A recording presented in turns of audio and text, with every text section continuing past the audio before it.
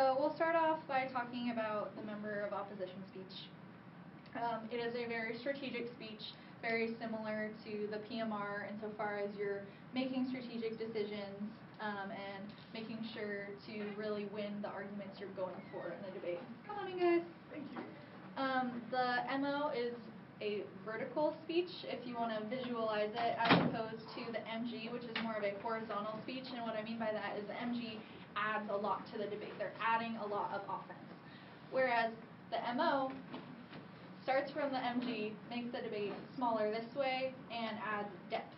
So you're going for fewer arguments, and you're adding warrants, explanations, and really winning those arguments. So if you would like a visual, that might help. Think of it as a vertical speech. So the MO has a couple of roles, and we'll go through each of them.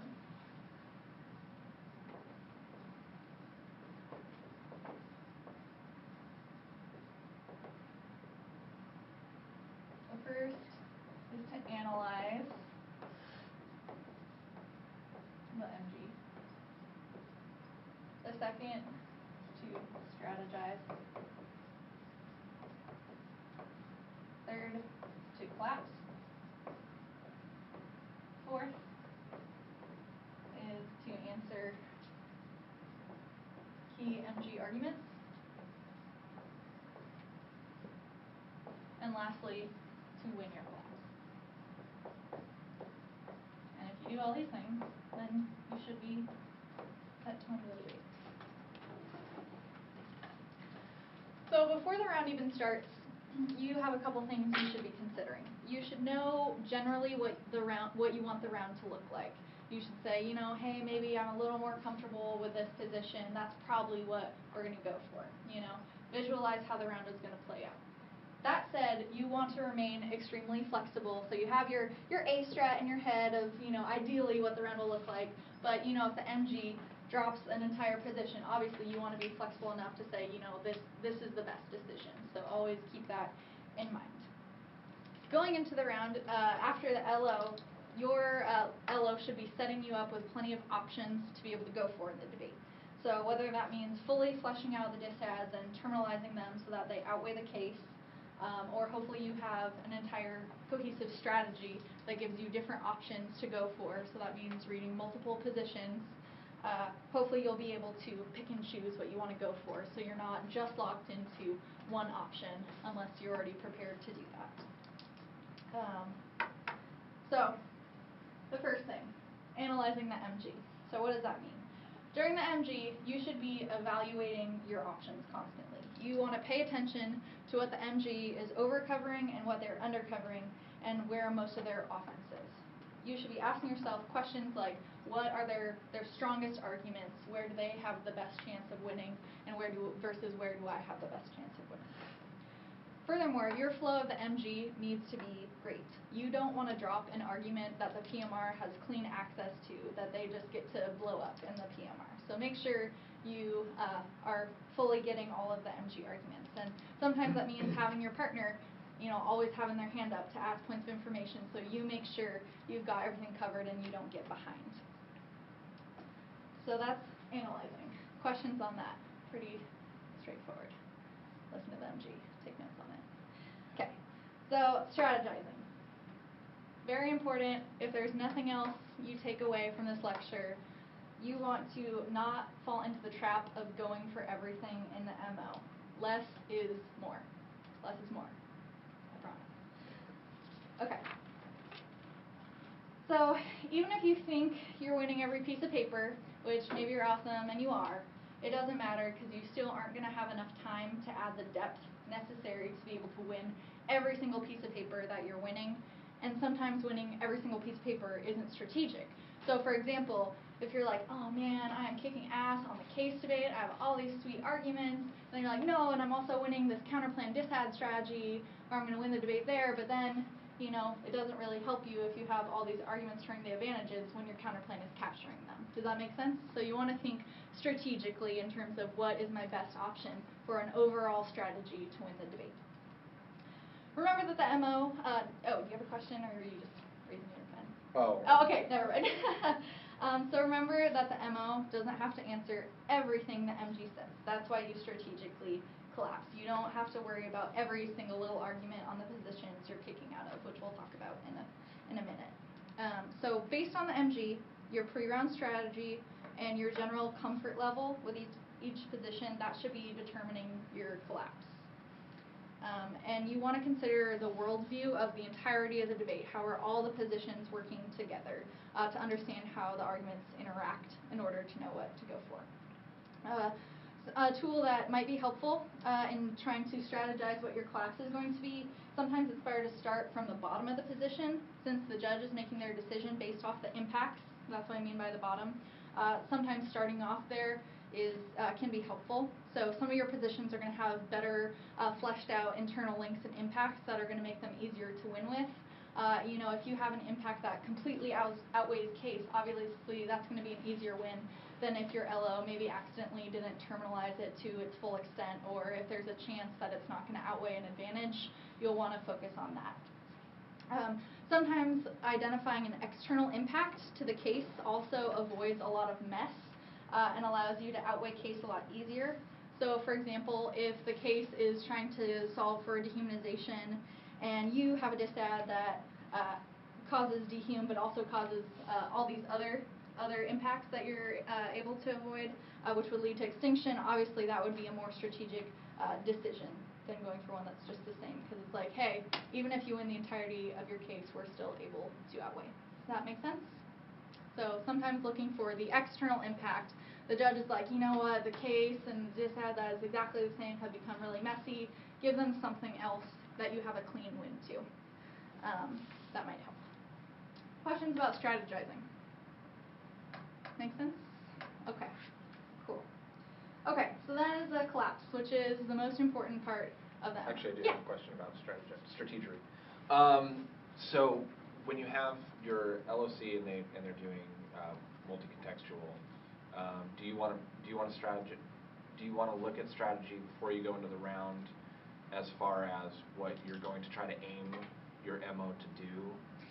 After the MGs? That's one of the things that you want to think about. Like I said, it's one of those things where you're like, ideally we'll go for this. This is what I'm most comfortable with.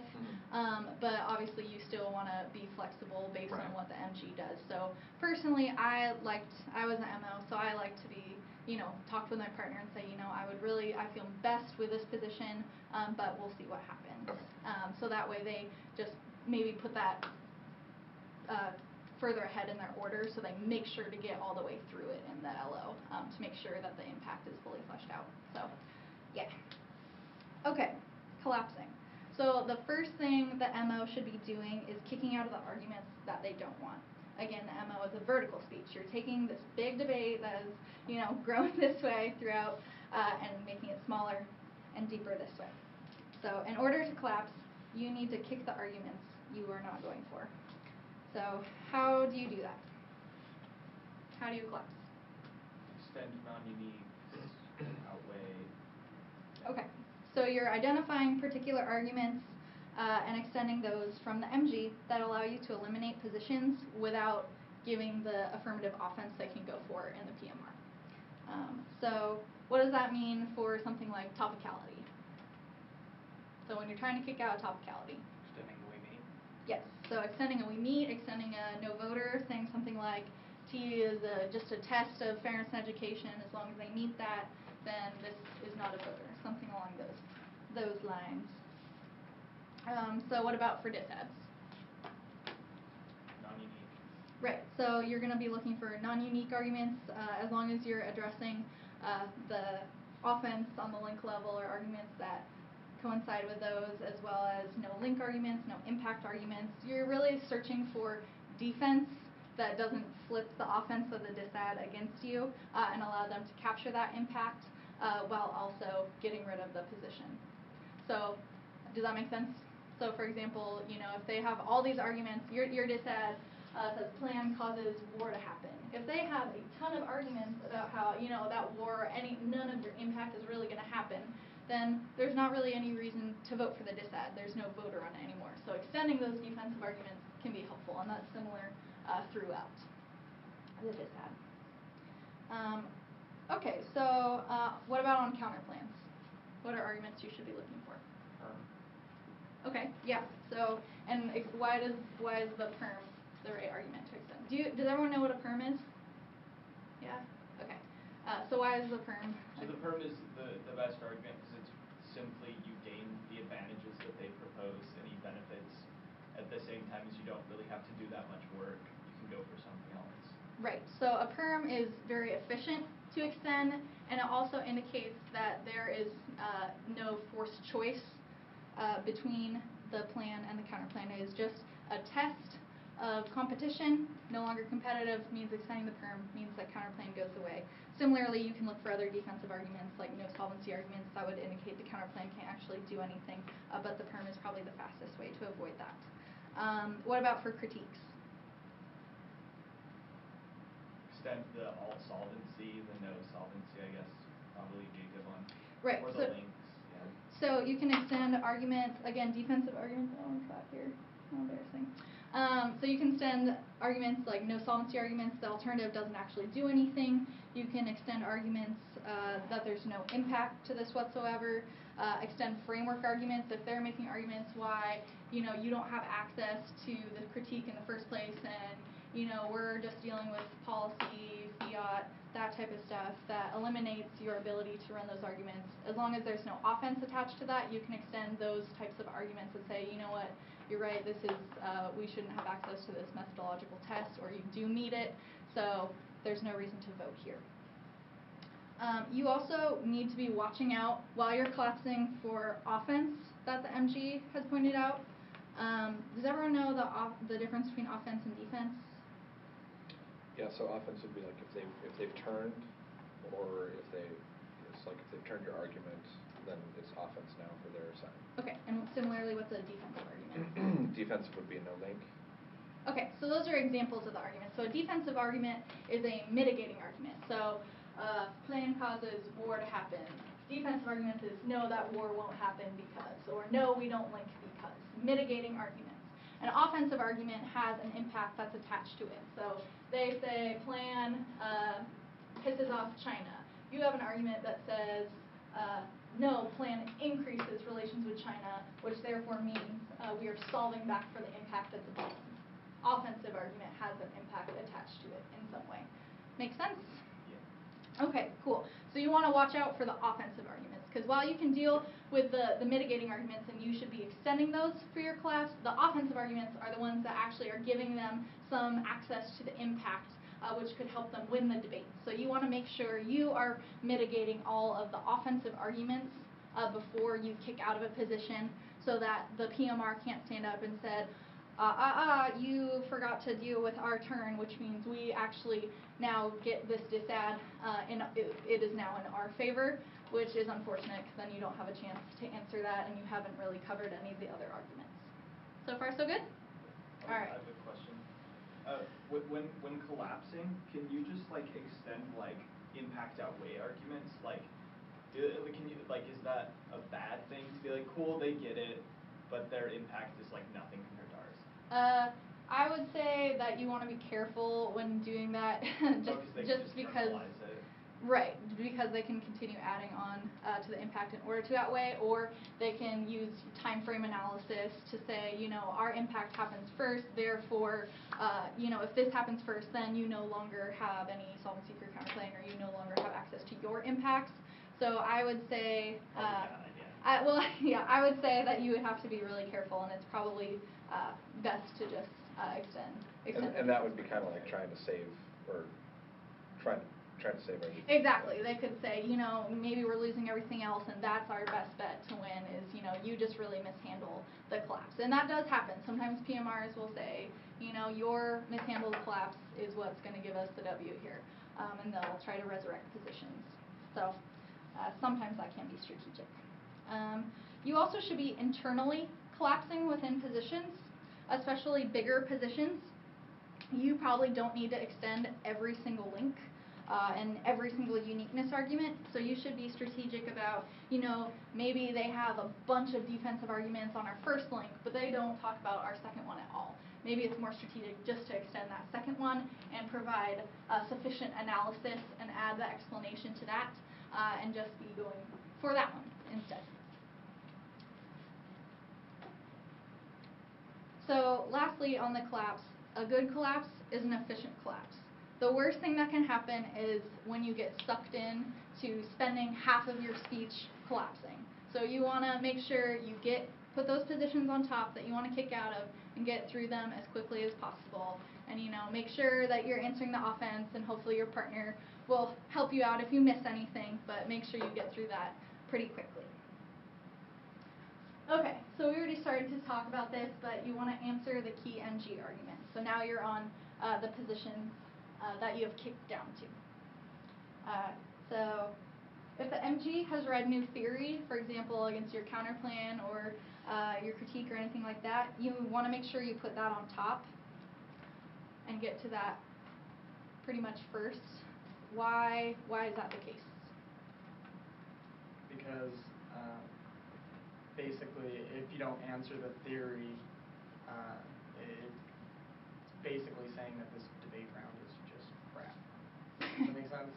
Right. So you want to make sure you get to it first because it comes prior to anything else in the debate, and it has its own independent voters that are a priori, so it comes before anything else, and you can just automatically lose the round based on that, regardless of how many other awesome things you're winning in the debate. So make sure you don't let them get away with some cheap theory arguments, because that's really sucky to lose to.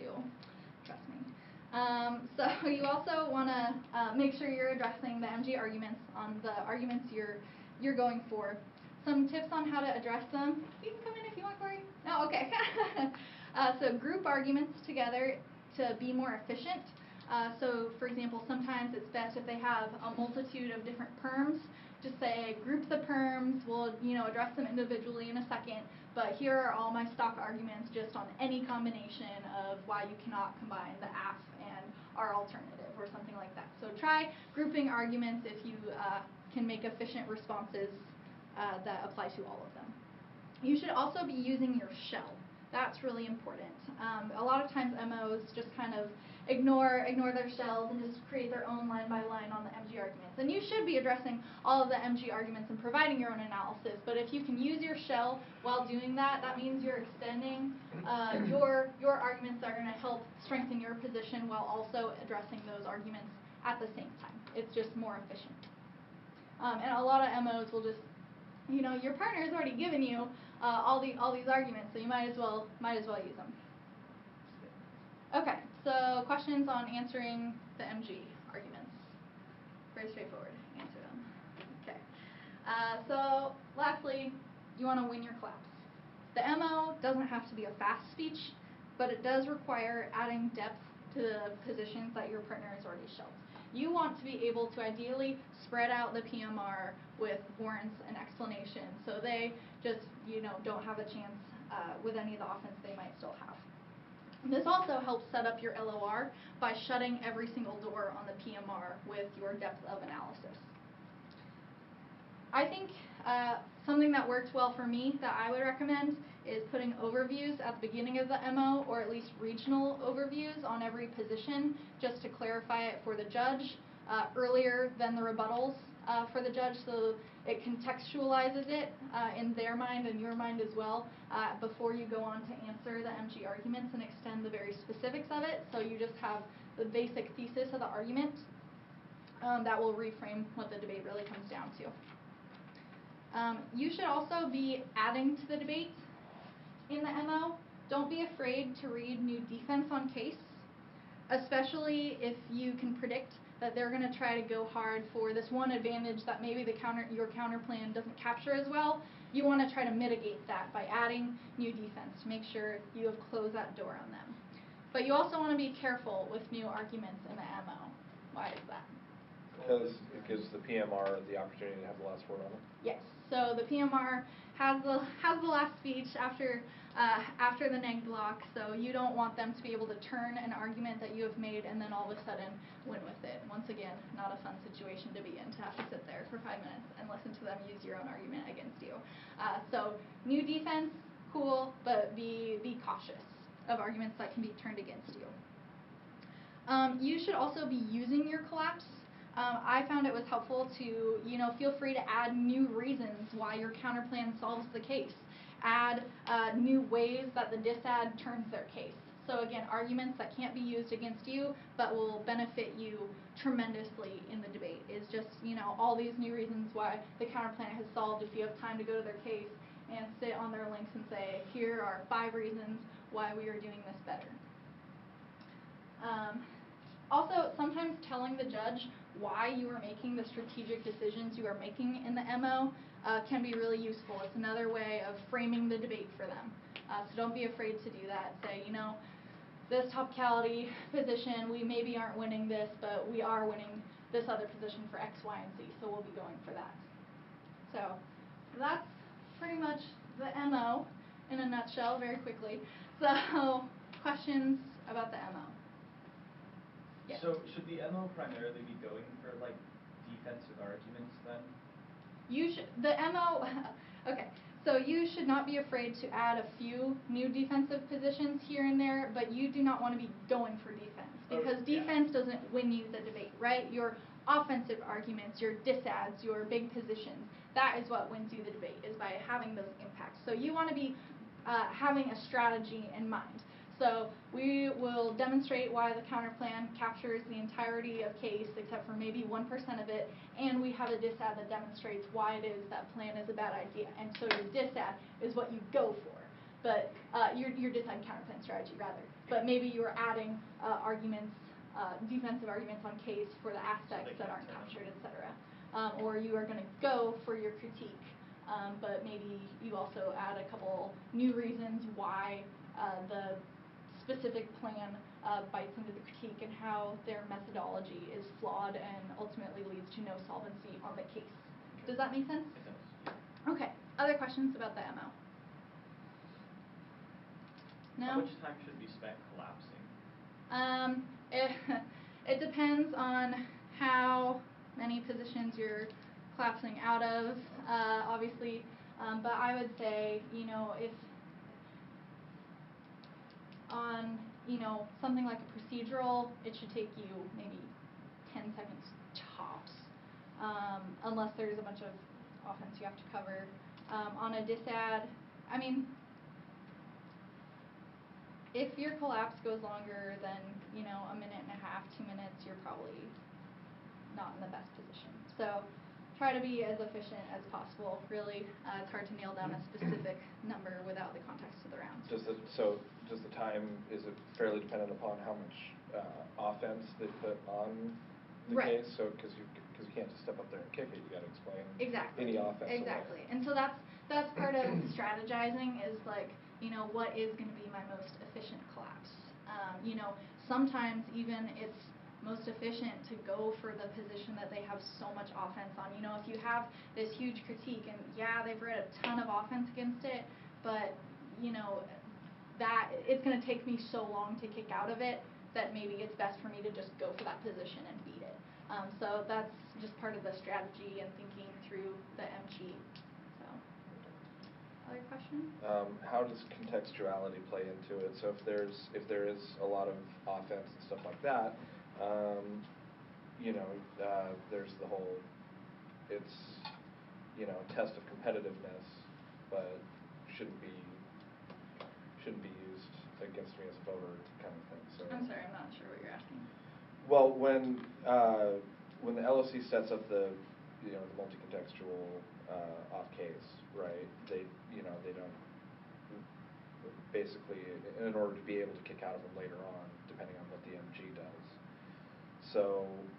When you say contextual, do you mean conditional? Or conditional, yeah. Okay. Right. Yes. That's another thing we should talk about.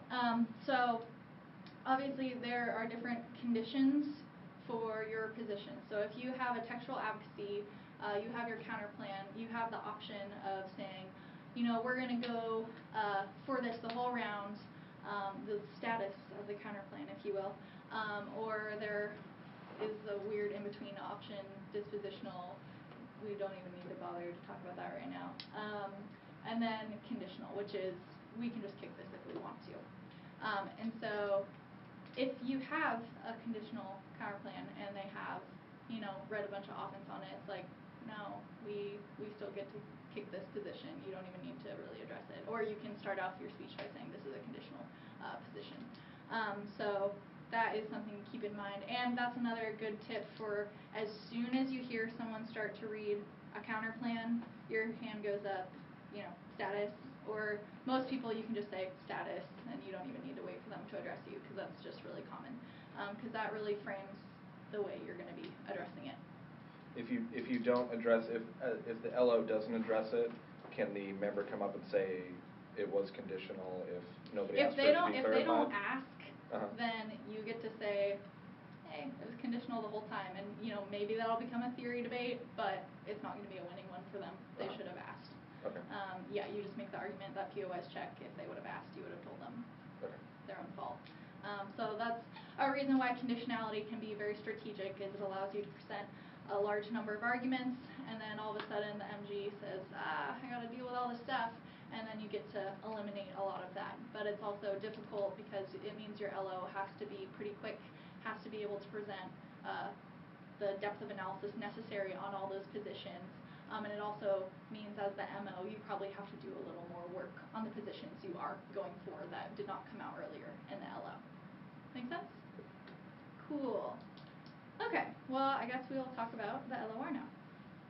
So the LOR is, I think, a pretty underutilized speech that a lot of judges don't flow, like some in this room. Wink, wink. I'm teasing you. I floated, just floated on the But it is very important because your job is to make the judge realize why they should vote for you and disregard everything that the PMR says. It's your last word. It should be more of a conversational speech. It's not a line-by-line speech. You don't need to be going, in fact, you probably shouldn't be going a million miles a minute if you want to be effective. It's more of a storytelling speech. It's also important for the LOR to avoid just repeating everything the MO said. And that's a trap that a lot of LORs fall into, is just repeating the MO. But that's not going to help you. It's not going to help frame the debate for the judge and ultimately make their decision. They already heard the MO. You know, they don't need to hear it again. So let's talk about the major roles of the LOR and go through those.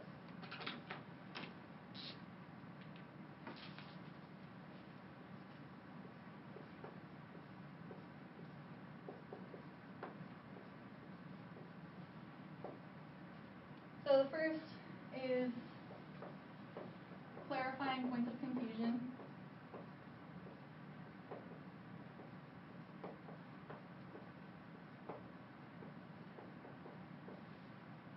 The second is impact calc.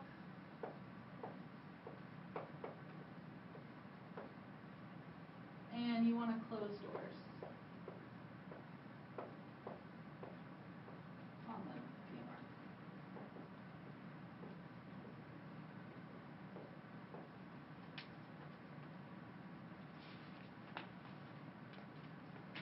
Okay, so clarifying points of confusion is pretty intuitive. You just want to simplify the debate and resolve any issues that maybe have gotten a little messy, a little confusing. Sometimes in debates, things tend to shift around a little bit between speeches, so you really want to make sure if there's anything messy or unclear that is absolutely 100% clear in the judge's mind. Very important, the LOR should begin with an overview, and this overview should write the RFD for the judge. In fact, I think the best LOR overviews are literally exactly what the judge should write on their ballot for the RFD. The reason why they are voting for you and why they cannot vote for the other team. The judge also needs you to clarify the points of confusion so they can understand every position. They don't want to be unclear on what your disad is doing, because sometimes, you know, when debaters get sucked so into the line by line, it becomes unclear what the holistic story is, and a lot of times that story can get rid of even some of the smaller nitpicky things that MG has pointed out. So make sure the story is clear. The second thing is impact calculus. Yes, that's a C and not a weird B. Sorry, my handwriting is difficult to read sometimes. So you want to be indicating why the judge should preference your impacts, not just that you have impacts, so you should be explaining your impacts, making sure they're fully terminalized to outweigh the case. So not just why you have impacts and why they're good, but why should the judge prefer your impacts to the affirmative's impacts. And that's a distinction that takes a good debater to the next level to be a great debater.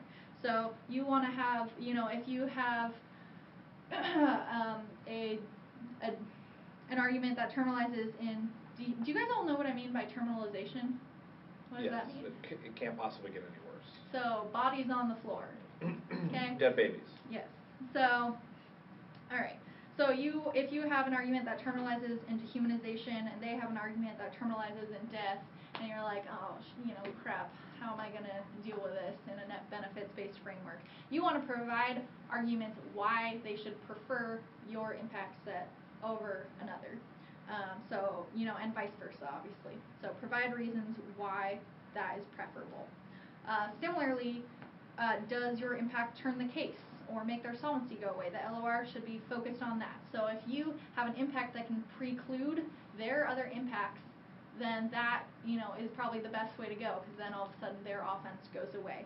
So, for example, if you win that the plan collapses the economy, then they probably aren't going to be able to, give monetary aid to some country, right? Because there's no economy, and you'll probably have a story about how that leads to war, right? So if you can preclude their impacts in the LOR, that is the best place to focus on that. So, and would you use oftentimes time frame or magnitude argument in there as well? That's the next thing we're going to talk about, Okay. is those terms. So there's a couple different terms that get often used to provide impact calculus, the first of which is time frame. How quickly do your impacts occur? A lot of times, especially econ debates, can come down to long-term versus short-term impacts. So that's a really important aspect of impact calculus you should get familiar with. So, my impact happens first, and if my impact happens, then all of a sudden you don't get yours anymore. And similarly, if, our disad terminalizes in nuclear extinction, then all of a sudden our impact is a long-term impact, right? Because all of a sudden all the people on Earth die, but all the people that potentially could have been born are now gone as well. Some of the best impacts are systemic impacts, from which you can say, not only does this happen quickly, but it happens over a longer period of time and creates a cyclical problem. The second is probability. I have a quick question about time Yeah, frame. Can you use time frame also to argue it the other way? So, like, if their solution is only a short term, but your solution can start at the same time, but it's a longer term solution, can you use that as a time frame argument as well? Sure. When you're, I think oftentimes the way that is used is to say yours might happen first, but ours is bigger, which would be more of a magnitudinal like question. a bailout as opposed to tax reform. Sure. And that's more of a time frame solvency question, as opposed to impact calculus, but I understand what you're saying. And yeah, really, you can use these terms in whatever way is strategic in the debate, right? So in that instance, yeah, you can be arguing that even though it doesn't happen as quickly, it will be worse or take a longer period of time. Okay. So yeah. Can you make like root cause arguments like in the LOR? Or should those come out in the MO? Those ultimately, so a root cause argument is most likely to come out in a critique, right? You are using this flawed methodology, which is based on this, this flawed methodology is the root cause of all violence. That should come out in the LO, No. and then in the MO. It should be reiterated, because that's going to be your best impact, right? If it's the root cause of all violence, then in order to solve for the harms of case, you must first solve for the critique, right? If it was, I just saw, I was watching rounds at Mile High. Sure. But basically what they did is they'd go through and they'd just have, econ collapse now, then the other team would be 100,000 people died, right? And so then in, I don't remember if it was the MO or LOR, but basically they said econ collapse comes before, which changes all the internal links. I think your question is entirely a question based on the individual judge and what they will allow. Okay. Because obviously, if the LOR starts making new root cause arguments, the other team's going to say point of order, that's new, and the LOR will say this is impact calc. So you're much safer if you can get that out sooner, but I also think it's defensible in the context perhaps of the impact debate if it is directly responding to an MG argument of how that is impact calculus. So I think better for it to come out earlier, but potentially you can get away with it as impact calculus. Okay, that answers my question. Absolutely. Okay, so probability is the second term. So, and that means really how likely are the impacts to occur, right? So maybe there's a 1% chance of nuclear war happening. Is that worse than a 100% chance of me stubbing my toe, which happens all the time? So it's sort of those questions. Doesn't help that you're not wearing shoes. Well, yeah, whatever.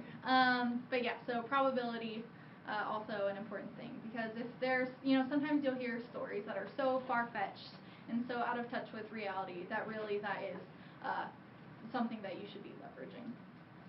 Especially if you have maybe impacts that aren't quite as big, but have a lot of empiric proof that they will happen, right? So that's sort of, you'll probably use that in terms of, there's a 100% probability that the Civil War will break out, or, there's a 100% probability that, the situation in Egypt is, violent and causing problems, but maybe there's this 1% chance of your impacts happening. So, okay. So the last is magnitude, and that's really how big and bad your impacts are.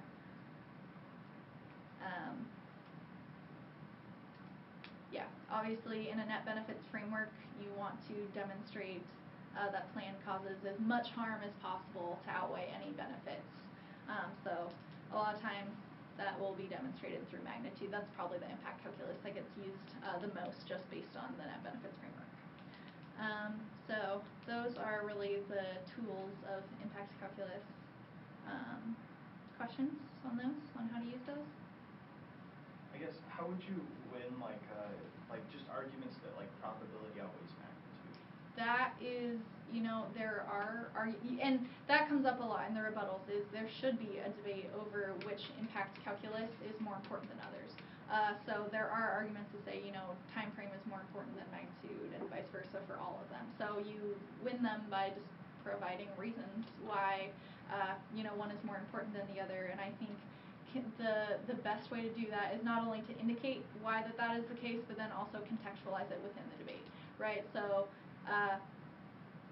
time frame is important because, when this thing happens for this period of time, it generates this bigger magnitude. So even if you think you're winning magnitude, our time frame argument precludes that. It's like playing rock, paper, scissors, right? Exactly. They're all equally powerful, but if you cover the rock with the paper, exactly, the rock can't have its magnitude. I like that.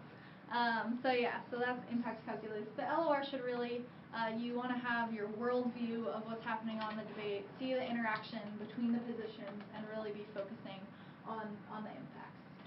And in your impact calculus, you're also sort of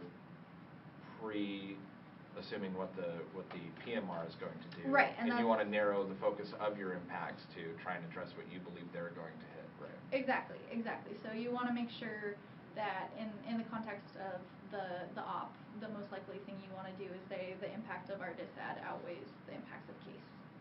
That's really the best way to address that. Or in the case of a critique, why their methodology leads to those bad impacts that outweigh case, and it also continues to propagate the harms of case. So the last thing the LOR does is close doors on the PMR. So you need to recognize what the PMR is likely to go for and use MO arguments to eliminate that possibility. The MO has already done all the line-by-line work. They should already have won the positions for you. You are just slamming those doors on the PMR to make sure they can't resurrect any weird arguments or anything of that nature. You should verbatim say in your speech, the PMR is probably going to go for X, but ... They don't get access to that for X, Y, and Z. So you should make sure you tell the judge, you know, this is what they're going to do, but they can't do it because Because of the work that your MO did. Right, right. So for example, if they try to extend a turn and win on it, you say, no, the MO, you know, made X, Y, and Z arguments that indicates why that won't matter. And that's not, you want to not repeat the MO, but also make sure to clarify generally why they can't go for those arguments. Okay, so that's really all I have to say about the LOR. So questions or problems that you've encountered in your neg block speeches? No? Everybody gave perfect speeches? I don't know. Could we maybe do some examples of some stuff to kind of help figure out, you know, what to look at to collapse and.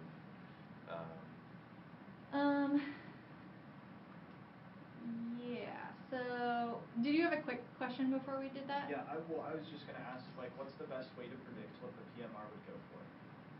So, the best way to predict that is where they have the most offense, right? They need offense to be able to win. Or if your MO has dropped an argument from the MG, that is where you should be covering your partner's butt to say, you know, we may have dropped this position, but it doesn't matter because of all these other arguments we made that are still applicable. And they, you know, might call a point of order or something.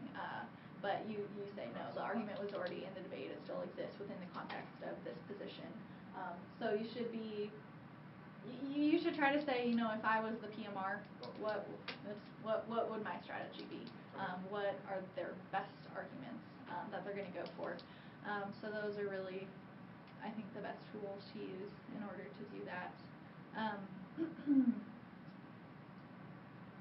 You also, for the LOR, you have a lot of prep. You have, you know, the entirety of your partner's speech to say, you know, and the MO and the LOR should definitely be on the same page. So you should know what the MO is going to go for before they stand up, so that they can start contextualizing what's important and get a head start on clarifying that type of stuff. I tell you what, I'm going to have Colin have me maybe watch one of your rounds this week, and so when you're up, and then we can chat about what the best strategy would be in the context of your debate. I think that would probably be faster and easier than me trying to come up with a bunch of examples on the spot. So we'll do that. I find myself getting like top heavy a lot. Like I'll put a lot of depth and analysis at the start, and then by the end I don't really have time to cover everything I need to. What's a good way to combat When you that? say top, do you mean a time allocation issue in terms of order, or in terms of spending too much time on the uniqueness level? A little bit of both. A little bit of both? Okay. So for that more in terms of order, but okay, so time allocation is, you know, a huge factor in every speech, but particularly the MO. Again, you know, you just need to make sure your kick is really efficient. Do you find that you often maybe go for too many positions? that's happened. Yeah, that's happened before. So a lot of times when you go for too much, that is the problem, is you run out of time at the end, and so you don't get to that position that you're really winning, that you really are like, yeah, fuck it, and then you run out of time, and so you don't end up winning that. You just kind of win, you know, you half win multiple positions. Again, less is more. So if you are going for T, 8 minutes of T. You are not going for anything else in the debate. It comes first. Remember, it's a priori, so you don't need to talk about anything else. You don't even need to collapse out of your counterplans or your disads or any of that stuff. You're just T. That's my order. You will not have time to win the topicality position as well as win other things successfully. If you have disads and a counterplan, you should probably just go for one disad and a counterplan, and then maybe some case arguments if need be, to address any weaknesses of solvency deficits based on the case. But if you're just going for disads, you might be able to cover two.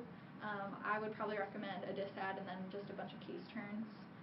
And then if you have a critique, since there are so many sections of the critique, that often will take quite a bit of time. So it's also, my order is the K, and then maybe you'll have some case arguments that apply the critique specifically to the plan that eliminates some of their offense.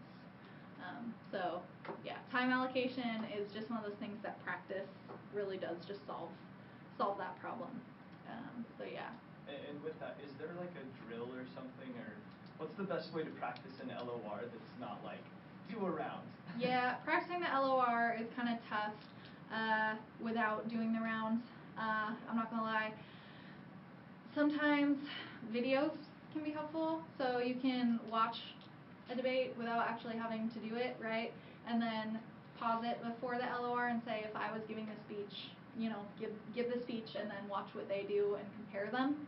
And that way you can do that by yourself and not have to get a bunch of other people in a room. And I would recommend, like for you or anyone, if they're struggling with issues like time allocation, the co-op is a great time to say to the judge, hey, like I really want to work on my time allocation. Will you, pay attention to that and give me comments on that? So don't be afraid to, ask your judges here if there's something in particular you want to work on. So yeah. Did you have another question? But I was gonna also add on another good way to practice the LOR without having to do an actual round would be rebuttal redos. I think is one. Right.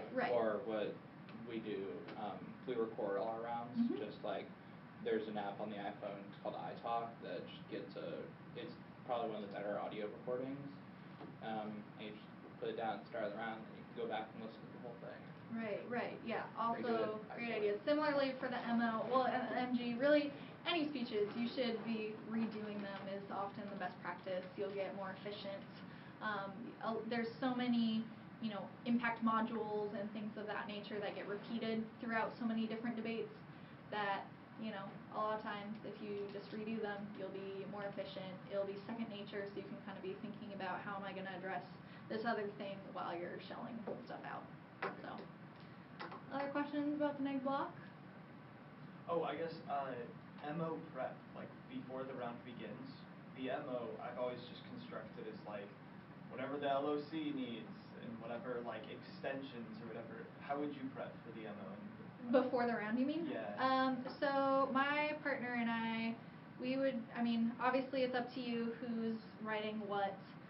So I would usually write the position that we were more comfortable with. So I would usually write our politics, because I would usually be the one that wrote the file anyways.